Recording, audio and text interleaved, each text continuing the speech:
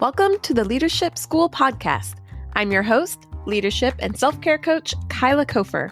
Here at the Leadership School, you'll hear leaders from around the world sharing their stories and expertise on how to lead with balance and integrity. Our goal? Teach you how to be an extraordinary leader.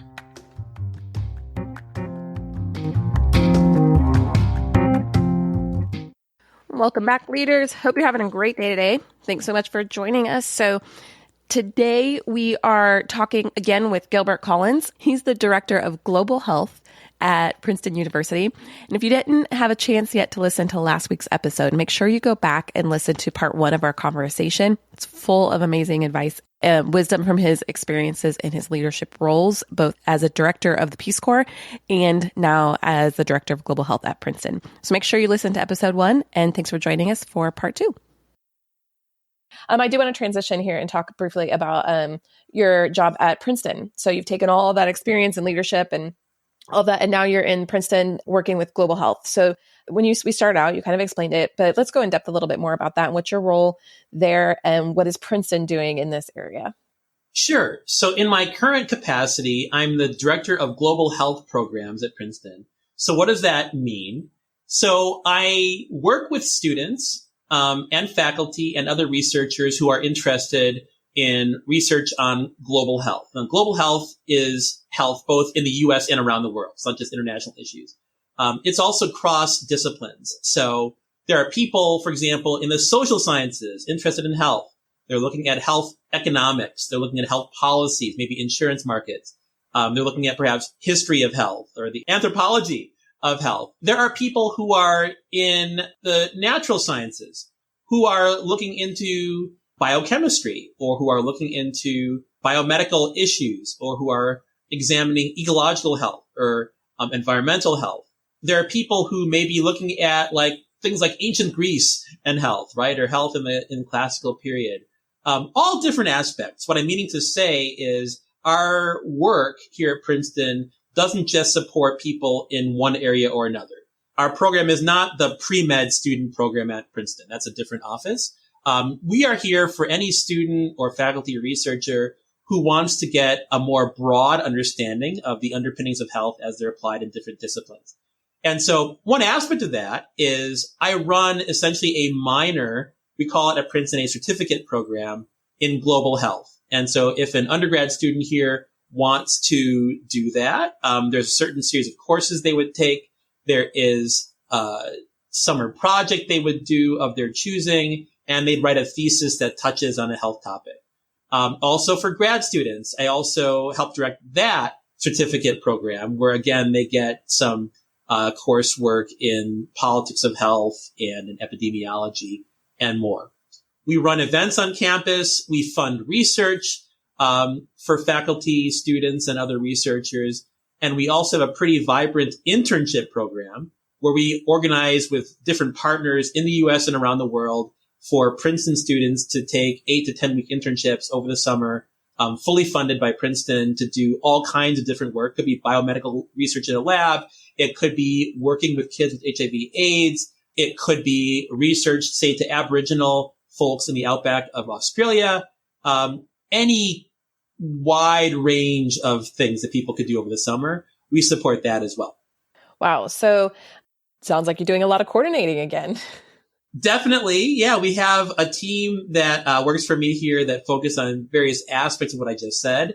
So internally, we have staff working on that. But a lot also is liaising with other faculty here at Princeton who may know of opportunities. So we say, hey, faculty, anybody know of a good internship that we could send students to? Or could they work for you directly? Or could you lead an event? Could you speak at this event we want to have on COVID-19 or on some other important topic? Or reaching out to other partners in other places. Again, like I said earlier, reaching out to, say, UNICEF or to the World Bank and say, hey, we have great students who would love to intern with you. Would that be okay with you? Or to donors, to generous donors who may want to support this kind of work and research as well, and tell them where they could pitch in that would really make a meaningful difference to people both in and outside of Princeton. All those different areas are part of what I do in this role. So that sounds like a lot. It sounds like a lot to do in a week. How are you coordinating all of those things calmly? So I think time helps. Having a sense of the seasons and rhythms of university life can help you a lot in knowing what's coming. So different times of the year bring different emphases. Right now, as we approach the summer, we're working on making sure we have students lined up for our internships, right? So they're selected, the partners are happy to have them, and they start getting their plane tickets and other things like that, and just, vaccines and all that sort of stuff. Other times of the year, you're recruiting students for the academic programs. You're orienting them. Hey, welcome to Princeton. This is what global health is. Want to study that? Lining up courses. Other times it might be about setting up events. Like let's plan our fall speaker series. Who we want to invite and reach out to those people. Okay, you're good for Thursday. You're good for next week, and etc. So knowing what's coming, which is an element of experience, but also an element of planning, goes a long way toward helping you remain calm. Because there are a lot of things, but if you know what they are and can kind of plan your efforts and your team's efforts to deal with those things, that can go a long way toward helping keep you calm and not feel overwhelmed. So working ahead 1 or 2 steps while also working on what's in front of you, but realizing that that you're not doing a whole year's worth of work today. That's right. And importantly, also taking advantage of your team, right? The fact that you're not here by yourself.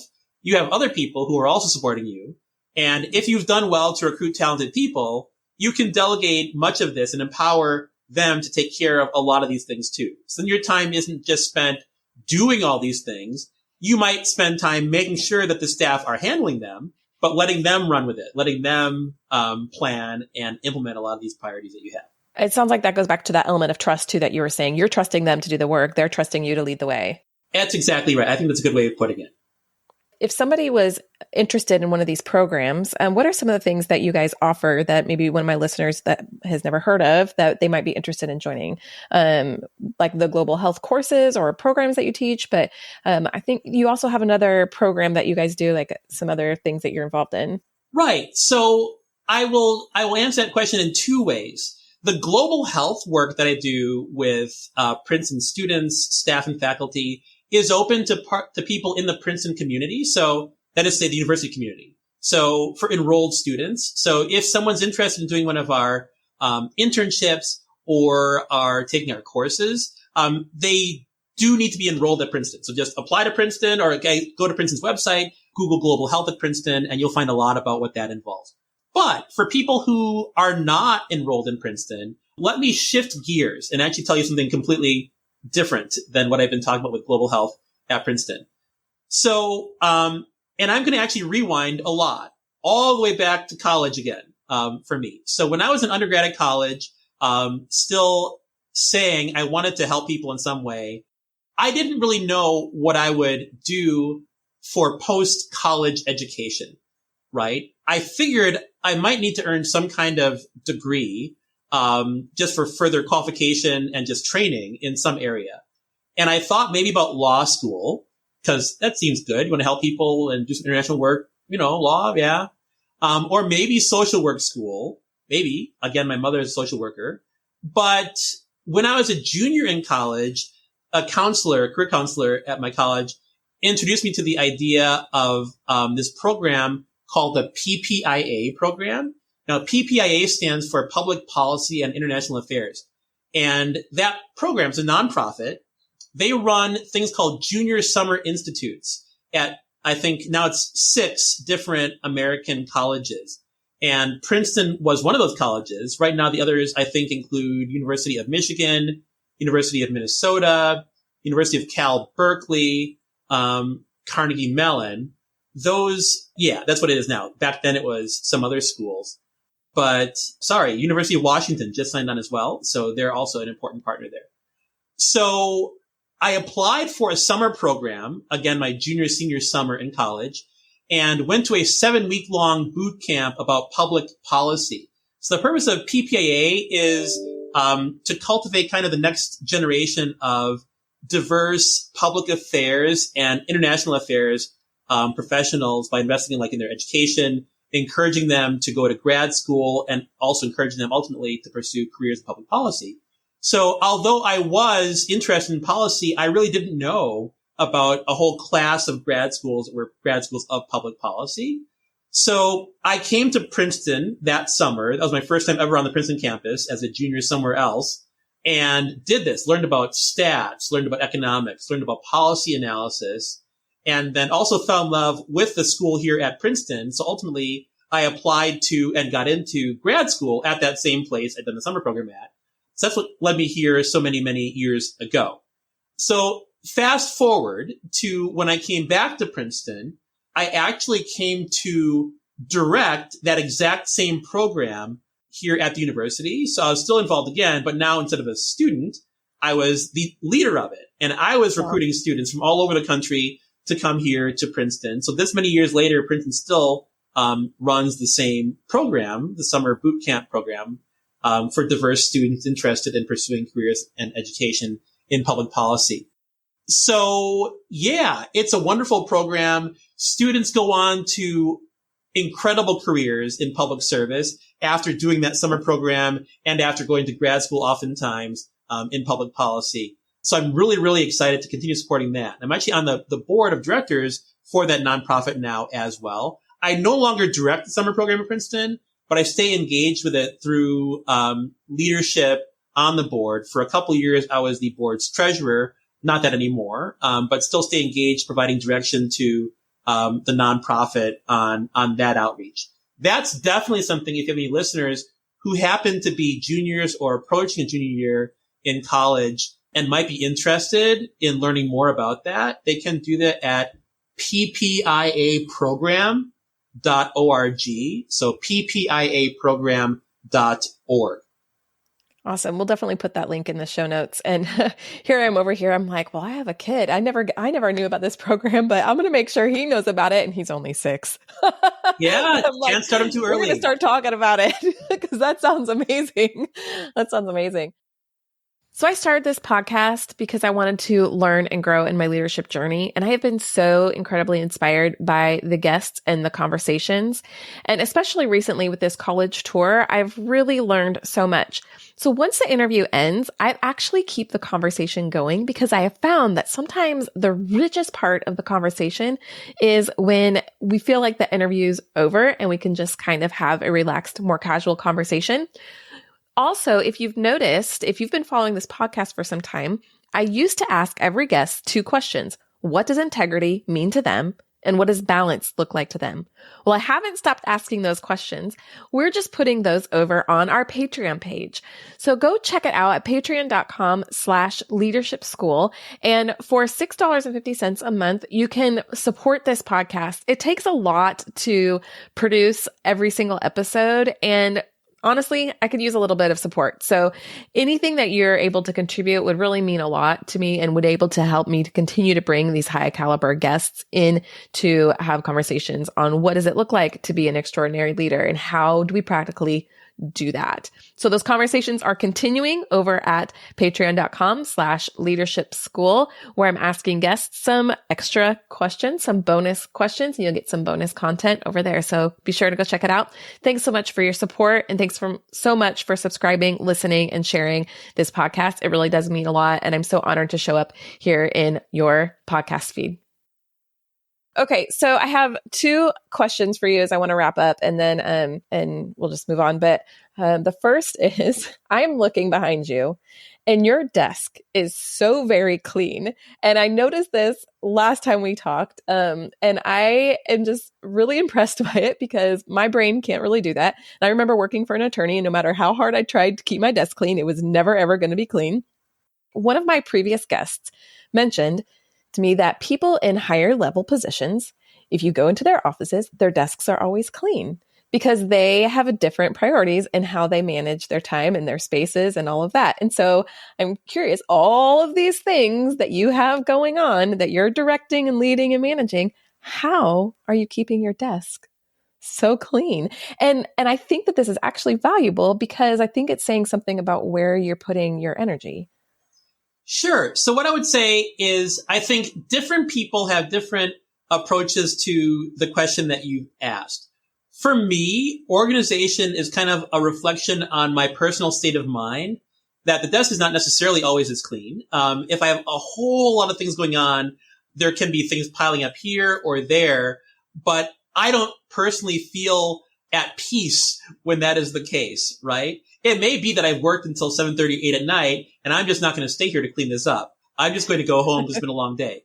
But in general, for my well-being, I prefer to have my space organized. I have files, and importantly these days, so much is filed electronically anyway, that we go through probably less paper now than we used to.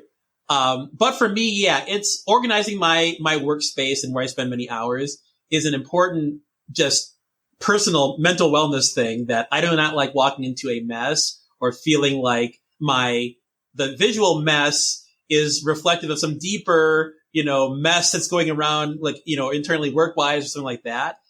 That's my sense. Having said that, I do know many people on our college campus that have a very different approach. People who are talented and who manage to keep up with things, but that have books stacked everywhere and piles of things all over the place, but are also responsive folks as well, who I guess occupy maybe a different space. At least I hope they do. If I was them, I'd feel awful seeing this mess all the time, thinking I need to do something about this. So maybe internally they're like that. I don't know. Or maybe they just adapted, or they never had that kind of approach in the first place. I will further say that I know people on the flip side, people with clean desks who are unresponsive, or people, again, with a mess and a half that will get right back to you and that stay on top of things. So the cleanliness of a desk and of a workspace might not be an indicator of how high up you are or how well accomplished you are or how successful you are in your job. It really could just be the way that you function. I think that's possible. Yeah. I mean, professionally, there could be something to be said for the way that one presents oneself.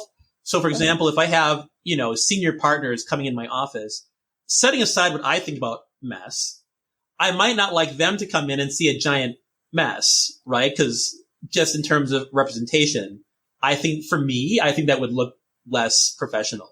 But that's just my opinion. I'm not saying that's the case for everybody. But so yeah, that's another factor just for what it's worth. I know it's just an off the beat question, but it's something I've always just kind of thought about because my brain wants it to be tidy, but I can't always get there. Mm-hmm. Okay, so before we hang up here, there's one little piece that we would be neglectful not to mention about your championship status at Jeopardy. And just telling our guests about you being on Jeopardy. This is not related at all to the leadership, but it's just such a fun thing. And I know you're proud of that. And I was so proud of you. And it was so fun to watch you be a Jeopardy champion. So how many games did you win of Jeopardy again? Yeah. So a few years ago, I did get on Jeopardy, great TV quiz show, while Alex Trebek was still the host of the show at the time. And culmination of lifelong dreams. I got on, and I guess your hope is to just win at least once. At least that was my hope. Because honestly, there's 3 people on the show, and 2 of them are going to lose. So the honor is really just getting on the show, period. But lo and behold, I did win once. So I was really excited about that. So yay.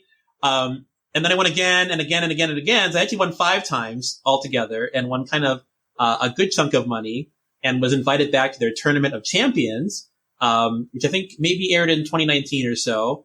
And in there, I won my first round match and got to the semifinals of that. So that was a lot of fun, going to California and taping all of that and such. So that's also online. Some of that stuff's online too, in case you want to look at that. But it was a really fun experience and went a lot better than I ever could have hoped. It's just such a fun thing to know about you. And it's really fun that you had that opportunity and were able to kind of chase after your life dreams. You do a lot of chasing after goals and meeting them. And it's pretty fun to see. It's very inspiring. So yeah, thank you. I would also say there are lessons to be learned about leadership through that experience as well. In that, one thing you have to know is performance under pressure is kind of one thing that defines Jeopardy. Of course, you have to know the answers to their questions. If you don't, then you're not going to last very long there. But the fact is, you're in this TV studio, and there are these bright lights all around you. There's an audience of maybe 100 people looking at you. But more importantly, there are cameras around you, video cameras that represent maybe like 8, 9, 10 million people who will be watching you and who will be laughing at you if you stumble over something or you give some stupid viral response about something or whatever. And you need to perform well despite that, like setting all of that aside. So for me, that was not a problem. It might be how I'm wired or I don't know. But to me, I didn't care if 10 million people are watching all these episodes. I didn't care if my family's in the audience. I didn't care about any of this. I'm just exceptionally focused on the moment, on what is happening here, on what I'm being asked, do I know the answer or not, and just performing as well as I could in that moment. So yeah, there's interesting application, I think, to performance, pressure, and leadership, even from a silly game show like Jeopardy. Well, that is really interesting. And it's something that I think has actually been prevalent through the whole time we've talked is your ability to do that. And yes, that you have had a lot of experiences that have led you down that path. I mean, you might not have been so successful at 19 because you wouldn't have had all those years of your USAID disaster experiences, your years of directorship and the Peace Corps, and all of these things that have taught you when you're in pressure situations that being calm actually gets you further. Mm-hmm. Yeah, I agree. It would have been certainly very different doing that as a young person. I don't know how I would have responded. It's a good question. I'm happy I did it when I did because it was, something that I could bring my kids to. They'll remember that forever. My kids even ended up on television because of that.